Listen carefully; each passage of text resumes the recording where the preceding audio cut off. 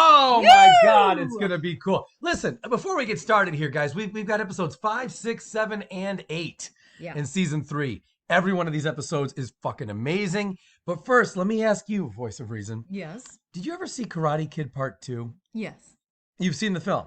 Yes. All right, now, do you remember the villainous asshole who fights Daniel to the death at the end? Chosen. You're not going to believe this. He's actually in episode 5. Yes, I do remember. Okay, well, let me explain what happens. Please, remember mansplain. how, yes, please, because you're a woman. Please. Trolls plain. All right. Do you remember how that guy would really hold a grudge? Yeah. All right. All these decades later, what do you think? If he runs into Daniel, by happenstance, do you think he will try to murder Daniel? Or do you think he will instill him with life-saving lessons? Ding, ding, ding. All of the above. Okay, so here's what happens. This is a weird episode. First of all, I credit to Kumiko with an O for seeing the good in everybody. She forgives people who err. She forgives people who maybe even commit some minor crimes. She lets them move on, and she moves on. But if you ever punched her and then took a knife to her throat and then fought her boyfriend to the death, she's over that too. She completely lets go. She's like, oh, Chosen has changed. Yeah. Let me tell you something. I fight someone to the death. I don't care how much they've changed. You know what I'm saying? That's serious shit. He abused a woman. He held a knife to her in Karate Kid Part 2. Yeah. By the way, we did review Karate Kid Part 2, so you might want to take a look at that. I'll put a link in the description. Yeah, so very, very funny that she forgave him and called him and had him come out to meet Daniel. Mm-hmm. Now, he acted like a total weirdo at first, right? Yeah, he acted very angry, like he's holding a grudge or he's upset or something. I do not drink. Yes. He was very Daniel-san. He's like furious with Daniel. And then even when he's that furious, somehow, because this show is so kind of cartoony sometimes, somehow they end up going away together to go do martial arts. Yeah. And we don't see that. It's all behind the scenes. We don't see what the genesis was that got them to that point. Yeah. Because Kumiko asked Chosen to please take Daniel and show him around the city. Yeah, the city. Or wherever. But I mean, then they ended up, well, okay. Either way, I guess you're right. But show him the site. It's very strange. So, all right. So they end up, like Chosen clearly hates Daniel initially. That is what it looks like, yes. And then they have the fight, and are we supposed to believe that Daniel won him over with his heart? Is like a Rocky IV kind of thing with the Russians? Is that what happened? No, I don't think so. Well, then why did Chosen go from being such an ass to being... Anyway, it's a great episode. It's a weird episode. I don't think it made any fucking sense. I don't understand why Chosen was so pissed off at first, and then somehow he takes Daniel sightseeing after 30 years of not trying to kill each other. And then they go do martial arts, and they're clearly not getting along, and he ends up teaching Daniel a lesson that becomes very important in episode 10. We'll talk about that in that video, the next video. But anyway, great episode though otherwise, right? It was, and I just have fun with the whole transformation. I know it's kind of weird because he goes from one extreme to the other, Chosen, but for me, I just kind of enjoyed it too. It was just a little bit delicious. Yeah, the whole thing with Kumiko was just awesome, right? Yes. It was beautiful, sweet stuff. I'll tell you what else about this episode. Miguel was on fire. Yeah. Yeah, he was on fire in this episode. Yep. Literally, when Johnny set his leg on fire and tried to get him walking again. Johnny has no limits to his efforts to improve Miguel or any of his students. Yeah, he has no voice of reason. He does not. No, he's just all troll and nothing else. Amazing. Hey, is it safe to say, let me ask you this. Yeah. Due to the transitive property of fighters, is it safe to say that Chosen can beat Johnny? I say that because it's pretty clear that Chosen can beat Daniel, right? I think that's clear now. Yeah. And Daniel and Johnny are very evenly matched. Yeah, that would be an interesting fight. Right? Yeah. So, I mean, I would think by the transitive property of kicking ass, Chosen can beat Johnny, but then again, it's not really like that because styles matter and there's other elements, right? There's some psychological aspect to it all as well, right? Yeah. Episode 5 too. We got to move on here, but episode 5 is also when Hawk broke Dimitri's arm. Oh God, I hate that. And when that was awful, and Sam who started the whole thing, who's Yeah. like, let's go get them, guys. She rounded everybody up. She summoned up a did. posse She of instigated the whole thing. Miyagi-Do, and then she shows up, and then when they get their asses kicked, she gets scared and hides. Yes. Unbelievable. A lot of Yeah. people like that out there. Once again, Sam, you have let us down many times. We're going to talk about this in a separate video. I did a separate video on her years ago. I'm going to do another one now. I think it's necessary.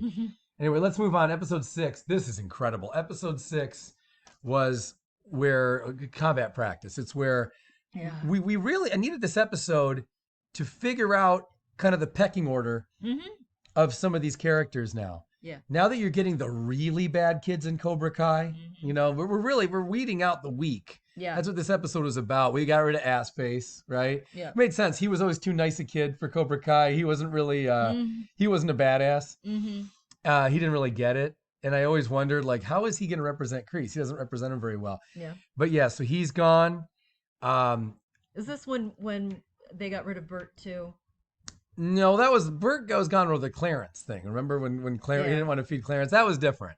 But in this episode is where everybody fought. They had Kyler. I hate Kyler. Kyler and Brooks showed up. Yeah. And a girl too who was like an athlete at the college. Yeah, we don't know her name.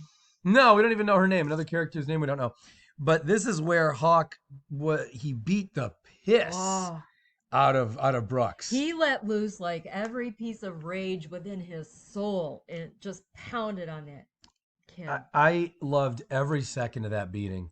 Brooks deserved that beat. In fact, he deserved more. Yeah. And Hawk, it went on for a while. Hawk's knuckles were all bloody and everything. Remember they that? didn't show what Brooks' face looked like when Hawk was done, but I kind of get the impression that it probably looked like hamburger meat. Yeah. We'll do a special video where we will. I will get the funds together to manufacture what Brooks's face has looked like at the end of that, because Hawk really whipped his ass, and that was great. Yeah. And Tori whipped that girl's ass. I was kind of curious how that was going to go, because they really painted that girl as a badass too. They did. So I thought, geez, I don't think at all that girl's going to beat Tori, because they're not going to get rid of Tori. They've invested too much time in her. They did that whole episode about her mom and the landlord. So I thought there's no way that they're going to get Tori out.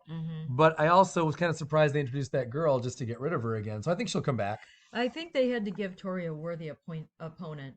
Yeah, that's true. And just to, let's face it, the show's about action. They had to work in some action. Yeah, great episode. I love that once again, Kyler thinks he's a badass. Kyler and Brooks completely forget that they didn't just get beat up by Miguel individually. It's not like Miguel, like on one day did one and one day did. Miguel whipped both their asses and two of their other friends who we never really saw again, all by himself in a couple short minutes. It wasn't like a half-hour fight. It wasn't like, it wasn't like you know, he did this very quickly and easily. It wasn't Braveheart. And yet, these guys still think they're badasses now. Yeah. I am amazed at the swagger and the dick swinging going on from these fucking guys. They regained some mojo. Yeah, well, look, Hawk put it away very quickly again with Brooks. And Kyler, that kid, I need to see him get such a beating next season. Yeah. That kid is my least favorite kid. All right, let's talk about some other stuff. Episode 6 was fantastic for that reason, like really fantastic. But that was really the crux of this episode, right? It was just pretty much the figuring out of what's, who's kind of in what line and what happens now with Kyler being part of Cobra Kai and how he ranks up against Hawk.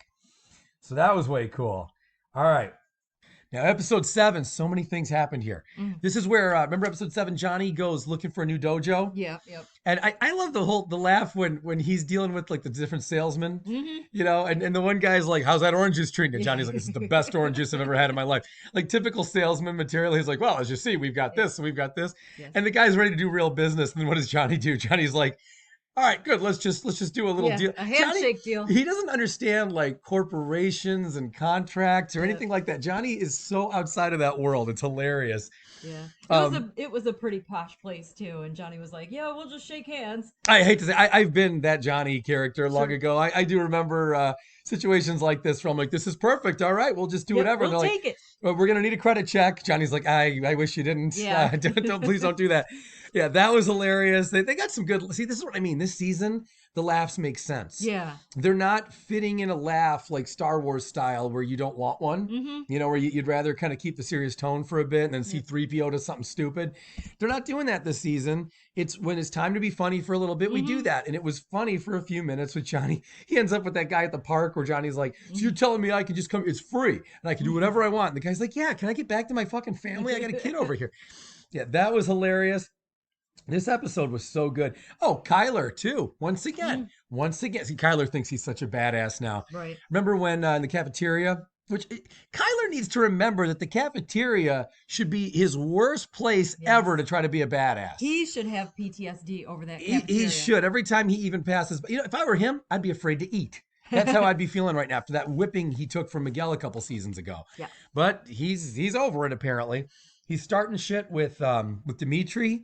Where the whole thing over signing his cast, remember that? And he drew a cock on it. Yep. What is it with this show and drawing dicks? I know, there's a theme going on from season to season. Dicks. Everywhere. Oh my God. So yeah, he draws a thing on Dimitri's cast, and then you see Miguel. Nothing gets by Miguel. Because as soon as Miguel senses something bad is up, he just like what he was with Kreese, he's quick to say something. And he said something to Hawk right away. He's like, so these are your new friends now. You know, and it's just so clear to Miguel that like this is really bad news, and he wants nothing to do with it. He's too good a kid to get sucked into this horse shit. So, well, then again, let's not forget he's the fucking one who attacked Robbie at the end of season 2. So let's not call him that a very good kid yet. Well, he attacked Robbie for no reason. We'll make a whole nother video. Okay. I will defend Robbie on that one. We will explore that. Yeah, later. that's another thing. So yeah, Johnny looking for the new dojo was great. I'm glad he enjoyed his orange juice so much. How about when Johnny shows up at the school and he pleads with the kids? This might have been my favorite minute in a long time on the show. When he shows up at the school and he pleads with them and he tells Hawk, like, you were softer than a baby's ass. Yeah. And he gives them this great speech about how they don't want to trust Kreese and Kreese is going to take them down the wrong path. And as he's teaching them not to be a bully, he slams that kid's books. Yes. He can't. He's 52. He slams the kid's books on the floor and he goes, sorry, kid, old habit. Yeah. that was good. Brilliant. And then that kid showed up at the dojo. Yeah.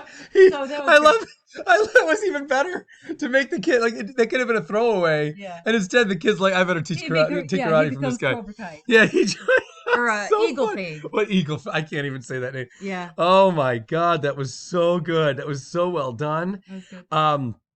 Daniel's trying to get Sam back into karate. Sam's got serious. Look how much things flipped there. Talk about flipping the script. For 2 seasons, Sam's like, no, I'm going to do karate. And Daniel's like, no, you're not. Now Daniel's like, you got to do karate. And she's saying she doesn't want to. Yeah. Hey, let's talk about the end of episode 7 here for a second. Okay. So this was great. This was really dark, I thought. Once Johnny has got everybody in at the park. And by the way, there's the greatest line from Johnny here when he's giving another really like triumphant speech. And he says, I started Cobra Kai with one nerd. Miguel's the kid's the greatest actor. He just had that look on his face like, oh, Jesus, Johnny, here we go again. But he says, I started Cobra Kai with one nerd. And look where we are today. And then you start to see Hawk and a couple other of the Cobra Kais walking up. Yeah. And Johnny says, oh, look, we're getting more students or our group is doubling already or something like that.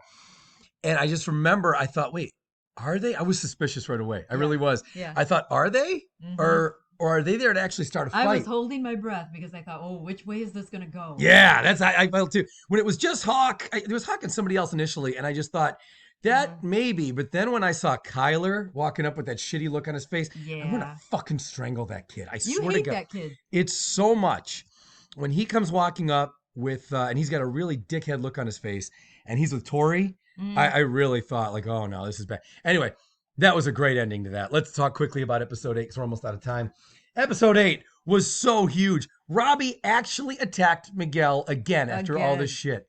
Can you believe it? The whole thing with Sam and Miguel and the flirtatious. And I'm thinking on one hand, Robbie's like, he's thinking that Miguel's injured and can't do karate, but then he's doing like play karate with Sam, right? With like flirty karate. Yeah. You know, like they like to do those too. Yeah. So Robbie's just thinking, you know what?